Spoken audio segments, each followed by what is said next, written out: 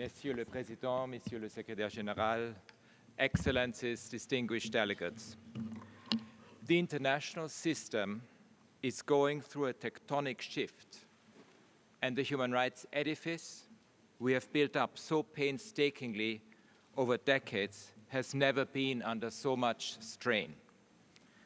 Today we mark the third anniversary of the full-scale Russian invasion of Ukraine at a time of escalating civilian casualties, continued wanton destruction of urban areas, and speculation about the war's trajectory. Any sustainable peace must be anchored in the rights, needs, and aspirations of the Ukrainian people, in accountability, and in the principles of the United Nations Charter and international law. The decisions that are made today, whether they foster justice or impunity, will shape what follows. In Israel and the occupied Palestinian territory, where the suffering has been unbearable, I repeat my call for an independent investigation into grave violations of international law committed by Israel in the course of its attacks across Gaza and by Hamas and other Palestinian armed groups. Any sustainable solution must be based on accountability, on justice, the right to self-determination, and the human rights and dignity of both Israelis and Palestinians. Any suggestion of forcing people from their land is completely unacceptable. Mr. President, Excellencies, beyond Ukraine and Gaza, conflicts and crises are tearing communities and societies apart, from Sudan to the Democratic Republic of the Congo, Haiti, Myanmar, and Afghanistan. Social tensions are rising as inequalities and injustices breed resentment, often directed at refugees, at migrants, and the most vulnerable. Perversely, the richest 1% control more wealth than the majority of humanity. The climate crisis is a human rights catastrophe, crushing lives and livelihoods. Its cascading impacts on food security, on migration, on health, on energy, and water threaten human rights now and for generations to come, particularly for women and girls. Meanwhile, digital technologies are widely misused to suppress, limit, and violate our rights through surveillance, online hatred, harmful disinformation, harassment, and built-in discrimination. Artificial intelligence brings new speed and scale to these threats. The splintering of social media platforms into self-selecting channels that cater to their audience contributes to the isolation of individuals, the atomization of societies, and the loss of a shared public space. And in some quarters, human rights are being shunned, vilified, and distorted. This is the backdrop against which my office and the broader human rights ecosystem, including this Council, are working to promote and safeguard the rights of everyone everywhere. Last year, for example, my office contributed to the release of over 3,000 arbitrarily detained people. We took part in some 11,000 human rights monitoring missions, observed nearly 1,000 trials, and documented some 15,000 situations of human rights violations around the world. In addition to the daily interventions with governments, we issued about 245 statements shining a light on human rights concerns in some 130 countries. Our teams on the ground are supporting countries to improve their laws and institutions and to adopt social and economic policies that reinforce cohesion and address injustice. We contributed to human rights-based approaches to sustainable development, taxation, and public spending from Cambodia to Jordan and Serbia. Support to my office is a low-cost, high-impact investment. I call on you to go the extra mile to make sure that my office, your own national human rights institutions, and human rights non-governmental organizations can continue to do this essential work. Excellencies, since the adoption of the Universal Declaration of Human Rights, despite setbacks, we have made steady progress. Freedom expanded, particularly for oppressed communities. There was widespread understanding that human rights are the foundation of effective governance, sound economic policies, and social cohesion. Today, we can no longer take that basic understanding and progress for granted. The global consensus on human rights is crumbling under the weight of authoritarians, of strongmen, and oligarchs. By some estimates, autocrats now control around 1/3 of the world's economy, more than double the proportion 30 years ago. Leaders cite national security and the fight against terrorism to justify gross violations. Hypocrisy, double standards, and impunity have also played a part.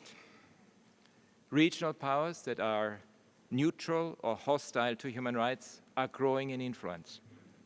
Everywhere, we see attempts to ignore, to undermine, and to redefine human rights, and to create a false binary that pits one right against another in a zero-sum game.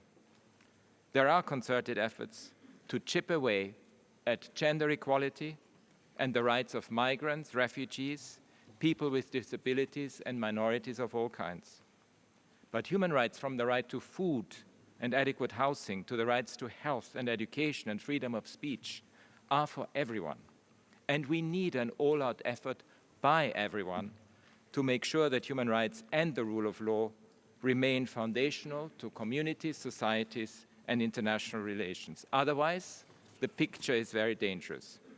In previous centuries, the unrestrained use of force by the powerful, indiscriminate attacks on civilians, population transfers, and child labor were commonplace. Dictators could order atrocity crimes consigning vast numbers of people to their deaths. Be aware, this can happen again. But we are far from powerless to prevent it. Our tools are the United Nations Charter, the Universal Declaration of Human Rights, the body of international law, and the institutions that work to implement them, including this Council, my office, courts and judiciaries, civil society, independent journalists, and human rights defenders around the world. Excellencies, distinguished delegates, today we need an alternative vision. We need the politics of wisdom, rooted in facts, the law, and compassion. First, human rights are about facts. That is why my office is monitoring, documenting, and reporting on violations and abuses in war zones and crises around the world. And I will provide details in my global update next week. In addition to Ukraine and the occupied Palestinian territory, examples include the Democratic Republic of the Congo, Myanmar, Sudan, and Syria, where my office has been documenting abuses and raising the alarm for a couple of years. Or Afghanistan, where we are reporting on the impact of gender apartheid on women and girls. Or Haiti, where my team has reported on the devastating impact of illicit flows of weapons. Never underestimate the power of factual, legal, and moral clarity. Facts on their own can and must prompt action. When the red flags go up, they must trigger an immediate response. That is why the work of this Council and the other human rights mechanisms is so important. While we cannot say exactly how much death and suffering has been prevented by these efforts, we know they make a difference. Second, human rights are about the law, which is a brake on power, privilege, and unrestrained profit. Some things are not for sale. Our international legal frameworks and institutions, including the International Criminal Court, are fundamental to ensuring justice and achieving accountability for the most serious of crimes, preventing future violations, and making the world safer for everyone. Equally important are strong institutions at the national level to protect vulnerable people and enable everyone to participate more fully in cultural, religious, social, economic, and public life. It is imperative that we stand up for these institutions when they come under attack. Finally, human rights are nothing without compassion, the glue that unites us in our common humanity. We rarely hear about compassion from today's leaders, but some of the most successful visionaries throughout history, including Nelson Mandela and Eleanor Roosevelt, have led through their remarkable compassion. Human rights go beyond thought leadership to heart leadership. They tap into some of our most cherished ideals of how people should treat each other and the meaning of human dignity. Because of that, they are wildly popular. Human rights have been central to movements for equality and justice throughout history, from the anti-slavery, anti-racism, anti-apartheid struggles to the labor movement, from decolonization to the civil rights movement, the women's movement, marriage equality, and the LGBTIQ+ movement, Black Lives Matter, the indigenous rights movement, the disability rights movement, the climate justice movement, and beyond. Human rights have universal power to move people to action. In countries where human rights are not widely respected, people will risk their lives to defend them. And I want to pay tribute to brave human rights activists and defenders everywhere. This is why even the most repressive governments often use the language of human rights to try to justify themselves.